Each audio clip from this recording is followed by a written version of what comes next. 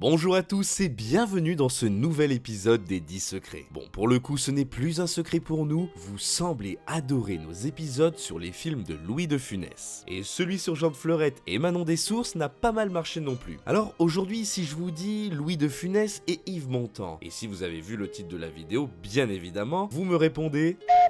Et oui, tout juste, La Folie des Grandeurs de Gérard Houry, sorti en 1971. Alors mettez toutes vos pièces dans le bol sur votre table de chevet et appelez votre valet de chambre car il est l'heure du premier secret. Il est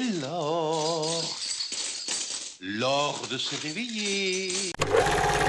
Une fois n'est pas coutume, commençons par un peu d'histoire. Nous sommes en 1960. Gérard Houry finit sa carrière de comédien de théâtre avec une pièce ô combien prestigieuse, Ruy Blas de Victor Hugo. Il interpréta le fameux Don Salluste. Mais oubliez le comique pour l'instant. Non, on reste sur un drame romantique, tragique, écrit en vers. Sauf qu'Houry a un talent pour le scénario de comédie, et si à cette époque il n'est pas encore révélé, les germes sont bel et bien présents. Bref, le réalisateur scénariste le raconte lui-même. Durant les représentations, quand il était en coulisses ou qu'il ne parlait pas, il s'amusait à détourner dans sa tête l'histoire tragique en scénette comique. Les inversions maître-valet, les portes qui claquent, etc.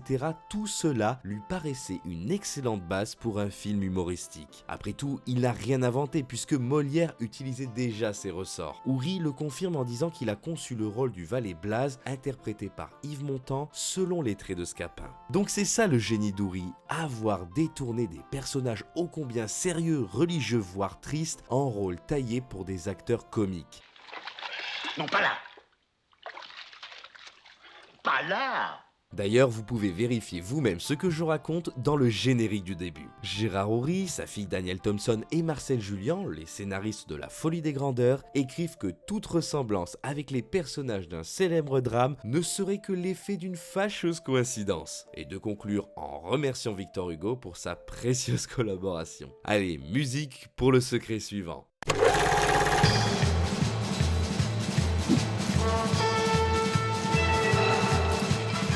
Ah, ces cuivres, ces percussions, cette musique si énergique. Vous n'avez pas envie de pointer contre cavalerie, comme dirait Cyrano? Dans ces grands plaines d'Espagne, aux rênes de votre cheval? Plus sérieusement, la BO de ce film est légendaire. Le thème principal, bien sûr, que vous retrouvez au début du film, mais plein d'autres, le flamenco de Blas, la capture de Don César, les barbaresques, que des scènes immortalisées entre autres par la musique. Eh bien, qui se cache derrière? Figurez-vous qu'il s'agit de Michel Polnareff. Étonnant, non, comme choix? Et oui, alors que l'amiral est plus connu pour ses chansons où il fait tirer sa voix, comme le Bal des Lazes, Lettre à France ou Goodbye Marilou, c'est pourtant lui qu'Houry a choisi. Et notamment pour la liberté qu'il représentait à cette époque, fin des années 60, début des années 70, où Polnareff était à son apogée. D'autant que peu le savent, mais Michel Polnareff a une solide formation classique qu'il a mise à contribution pour son vrai premier projet de cinéma en acceptant cette demande si inattendue des mots de la bouche du chanteur-compositeur. Bref, ça a fait des étincelles. Tenez, reparlons encore de cette musique d'ouverture. Polnareff voulait rendre hommage à Morricone et littéralement agrandir l'écran de cinéma avec. Mais le réalisateur Gérard Houry était totalement opposé à celle-ci. Il trouvait que le côté western spaghetti assumé ne collait pas à l'esprit de Ruy Blas. Eh bien, coup de génie musical, il l'a gardé et ça fonctionne du feu de Dieu. Heureusement qu'Houry s'est laissé convaincre, hein, franchement. Allez, prochain secret. Bon, il faut que je vous fasse une confidence. Je ne vous ai pas tout dit lors du premier secret. Et ne vous imaginez pas que j'ai mal ordonnancé mes anecdotes. Je me devais de vous parler de Polnareff pour vous faire sentir à quel point Houry voulait prendre le contre-pied de son imagination. Pour les retardataires, je veux vous parler de Ruy Blas de Victor Hugo. Bref, alors, outre la volonté comique, pourquoi tant de distance? Pourquoi tout en y étant attaché, Gérard Houry a comme qui dirait voulu tourner en parfaite dérision ce drame théâtral? Pour le savoir, il faut reparler du moment où il jouait la pièce sur les planches, et plus particulièrement du contexte. Qu'est-ce que c'est que ça? Qui est-ce? Vous aider à reconnaître? C'est le bébé de Madame d'honneur? Je ne peux pas le reconnaître, je ne le connais pas. Quand on demande à Oury d'interpréter Don Salluste en 1960, il faut préciser que c'est dans le cadre des représentations de la Comédie Française et que le tout jeune réalisateur-scénariste n'en est pas membre. En quelque sorte, il va être perçu comme imposé. Il est donc mal vu par les sociétaires, enfin les réguliers si vous préférez. Un comédien, Robert Hirsch, quitte même la pièce une semaine avant et le désigne comme responsable dans la presse. Elle ment en allemand. Cet enfant est un faux témoin. Warum nicht? Ich habe nicht. Elle et moi, nada, jamais, rien. Et tout ça, ça va profondément toucher Gérard Oury. Il va vouloir démissionner, va en venir aux mains avec ce fameux Robert Hirsch, mais ça va quand même continuer. Il joua finalement devant De Gaulle et Malraux, alors président de la République et ministre de la Culture. Personnellement, je pense que toutes ces péripéties n'ont fait que le conforter dans son idée de dédramatiser, désacraliser ce drame romantique et ont lancé la machine qui aboutira au succès une décennie plus tard. Si c'est une supposition de ma part, regardez le documentaire La folle heure des grandis et vous vous ferez votre avis. Ah, et dernière chose, le titre original du film était Les Sombreros. Encore une fois, en plus du jeu de mots, vous percevez la petite critique comme moi. Ça, c'est pour moi.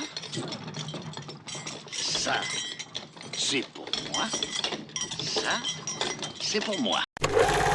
Allez, petit test pour voir si vous suivez. Gérard Oury a eu l'idée de son film en 1960. Bien, j'espère que vous l'aviez. Alors pourquoi ce film n'est-il sorti qu'en 1971 ? Eh bien parce que les astres n'étaient pas encore alignés. Je m'explique. Première moitié de la décennie 1960, Oury se fait discret avec des réalisations dramatiques. Elle ne fonctionne d'ailleurs pas réellement. C'est en 1965 qu'il va exploser les compteurs avec Le Cornio, sur lequel on a déjà fait une vidéo. C'est la grande première du duo De Funès-Bourvil. Rebelote en 1966 avec La Grande Vadrouille, sur lequel on a également fait une vidéo. Et là, vous devez forcément connaître le succès retentissant qu'il a eu. Bref, décidément, ce duo a de l'avenir. Et c'est à ce moment qu'il parle de son idée d'adaptation de Ruy Blas aux comédiens. Idée qu'ils acceptent avec enthousiasme d'ailleurs. On aurait dû donc avoir Louis de Funès en Don Salluste et André Bourvil en Blaze. Mais Oury ne commence la rédaction du scénario que fin 69. Et vous devez savoir qu'à cette période, Bourvil connaît son état et ce qu'il attend.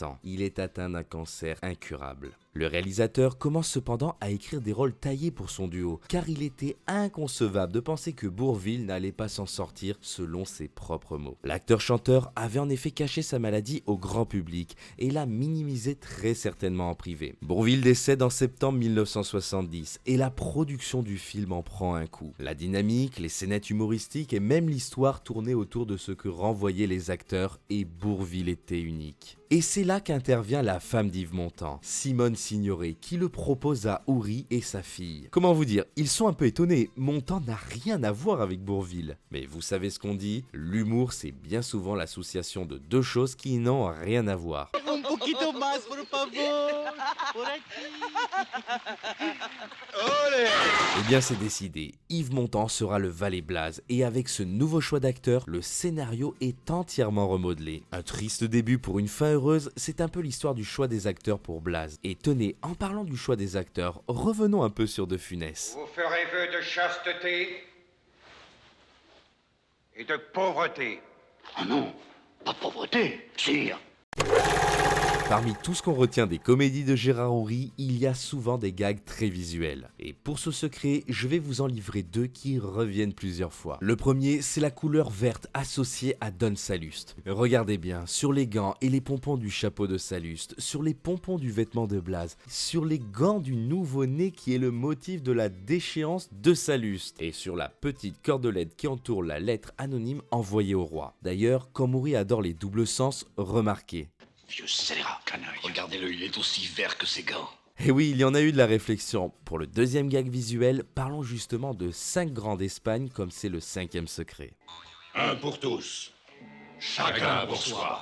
Eh bien, vous l'aviez compris, je suppose, Grand est un titre honorifique et n'a rien à voir avec la taille. Sauf qu'Oury a joué là aussi sur le double sens en engageant des acteurs de minimum 1m90 pour contraster avec Louis de Funès dans cette scène. Bref, c'est le régisseur Jean Piochot qui s'en est chargé et qui raconte avoir été aidé par Don Raïm de Mora y Aragon, un vrai noble espagnol, frère de la 5e reine de Belgique. Bref, ils réussissent à trouver 3 des 5 grands d'Espagne. Et Uri a été si content qu'il a engagé Demora y Aragon comme le 4e et Venantino Venantini a été appelé à la rescousse pour terminer le quintet. Allez, restons sur des acteurs avec le secret suivant.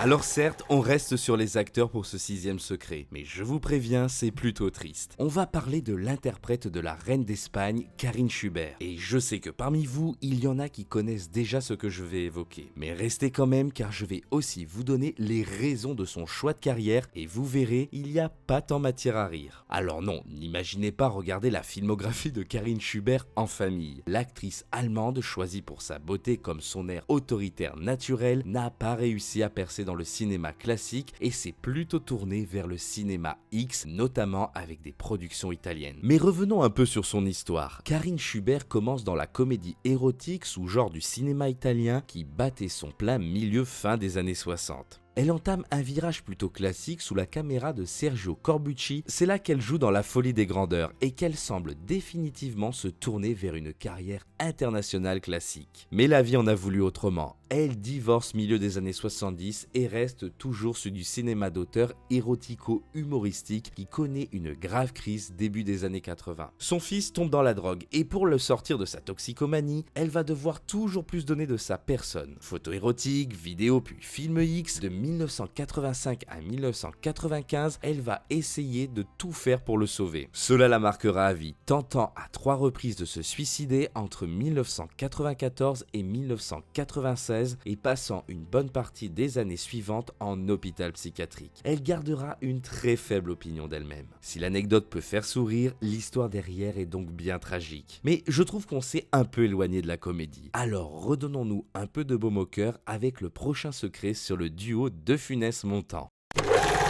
Rappel des faits, Louis de Funès et Yves Montand, ce n'était pas la tête d'affiche d'origine. Mais il faut le reconnaître, Montand est magistral en valet faussement soumis et De Funès, si j'ose dire, c'est sa parfaite saloperie qui l'attendait tant. Bref, c'est sans doute cette bonne adéquation individuelle entre les deux acteurs et leur rôle qui a permis une alchimie rapide et féconde. Une bonne partie des scènes où ils apparaissent tous les deux, plus pour les actions et les gestes que pour les dialogues, sont issues de leurs propres propositions. Comme disait Uri, il achetait quasiment tout. Allez, je vous en donne 2. Vous vous en rappelez de cette scène ? Il en manque une. Vous êtes sort? Tout à fait ça. Oh, ça alors? Eh bien, le fait qu'il en manquait une était bel et bien écrit. Mais la suite, c'est une pure idée du duo. Lorsque Du Funès dit à Montand de regarder sous le lit et qu'il sort de ce même lit en marchant allègrement sur Montand, ça, c'était pas marqué dans le script. La deuxième scène, c'est vers la fin, quand Don Salluste prépare son valet Blas pour le faire surprendre dans les bras de la reine. Vous êtes mon pion, avec lequel je fais joujou. Alors je nettoie mon pion. Nah. Et bien là, on a quelque peu le 4e mur qui se rompt parce que ce passage montre que Blas savait très bien qu'il faisait mal à son seigneur en le nettoyant de la sorte. Et que Don Salluste l'avait tout de suite aussi réalisé, ce pourquoi il le refait à son tour. Mais la scène a été gardée car ils ont convaincu Uri qu'elle montrait que finalement, à la cour d'Espagne, tout était jeu de dupes, du complot visant le roi jusqu'à la plus petite tâche d'un serviteur pour son seigneur. Après, il y en a plein d'autres de scènes, mais finalement, c'est pas tellement l'origine des gags qui importe. C'est surtout de comprendre que la magie a très bien fonctionné pour leur première collaboration et que ça nous a donné sans doute les meilleures scènes comiques. Et puis, j'ai parlé d'Espagne il y a un instant. Alors justement, évoquons un petit caprice, dirons-nous, d'Yves Montand. Excusez-moi. Ne vous excusez pas, ce sont les pauvres qui s'excusent. Quand on est riche, on est désagréable. Au secret précédent, je vous ai dit que Montand s'amusait à jouer le valet qui change de position sociale pour être quasiment au plus haut rang de la noblesse. Eh bien, c'est notamment lié à son engagement politique plutôt marqué à gauche. On peut le voir à plusieurs petites phrases par exemple. Sire, je proteste. Ce sont les pauvres qui paient les impôts, pas les riches. Précisément, c'était pas très juste, n'est-ce pas, sire? C'est pourquoi nous avons changé tout ça.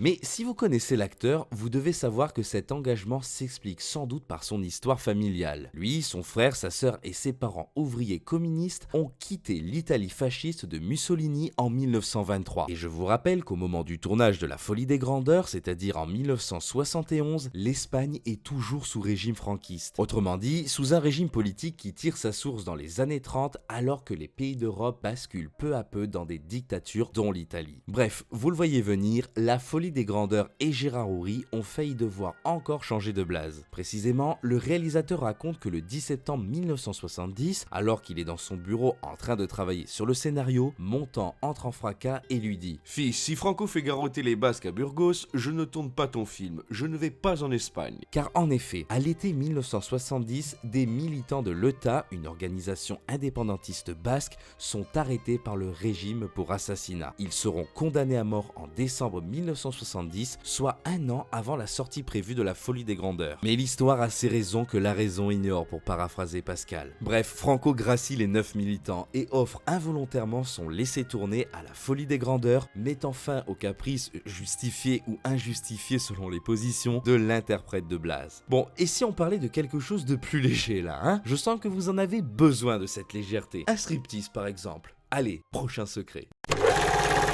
La mort. Mi tesoro. Mi ombre. Si vous ne vous rappelez pas de l'histoire, laissez-moi vous rafraîchir la mémoire juste pour ce passage. À cause de nombreux quiproquos, la duègne Donna Juana pense dur comme fer que le valet Blaze est amoureux d'elle. Pas si vite. Petit sauvage. Alors, quand elle se retrouve dans une chambre d'auberge avec son prétendant allongé sur un lit à baldaquin, elle saisit l'occasion pour lui montrer son amour. Alice Sapritch, l'interprète de la duègne, s'effeuille pendant une bonne minute devant un Yves Montand qui fait peine à voir. Elle réalise une petite danse sensuelle en se déshabillant, ce qu'aujourd'hui on appellerait communément un striptease. Et justement, pour ce faire, l'actrice a pris des cours auprès d'une danseuse du célèbre cabaret parisien, le Crazy Horse. Mais alors, à partir de là, c'est la discorde.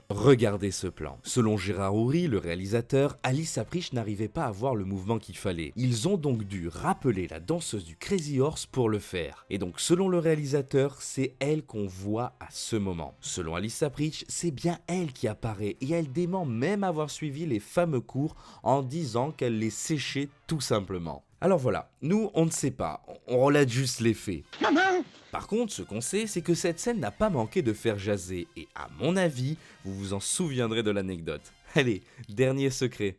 Petit sauvage. Et si avant on buvait quelque chose, hein? Un tournage comme celui de La Folie des Grandeurs, vous vous en doutez, c'est avant tout des décors. Alors, vu ce qu'il s'est passé, voici un petit hommage sous forme de florilège à Georges Walkiewicz, chef décorateur du film. Comment peut-on vivre dans un courbi pareil? C'est ici que Monseigneur loge son personnel. Ah, c'est joli.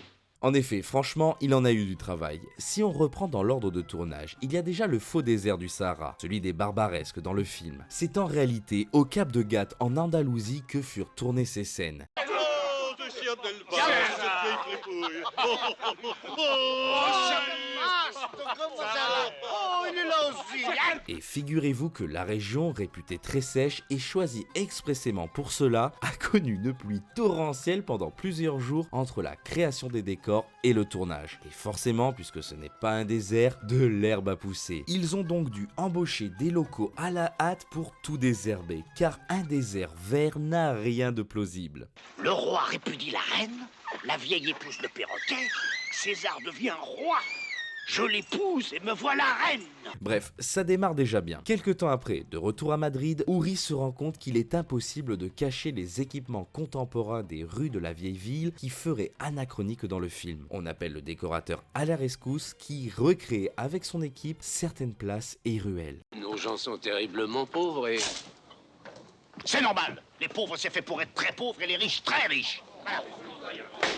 Dernier fait d'armes pour lequel on peut les remercier. La reproduction des salles du palais de l'Escurial, le palais du roi dans le film. En effet, l'équipe s'est finalement vue refuser le droit de tourner dans ce somptueux monument et le chef décorateur raconte avoir dû travailler pendant 8 jours et 8 nuits à plein régime pour aboutir au résultat. D'ailleurs, vous le saviez vous que le palais était dans la plupart des scènes un décor de studio? Non? Eh bien ça méritait bien un hommage. C'est Salluste.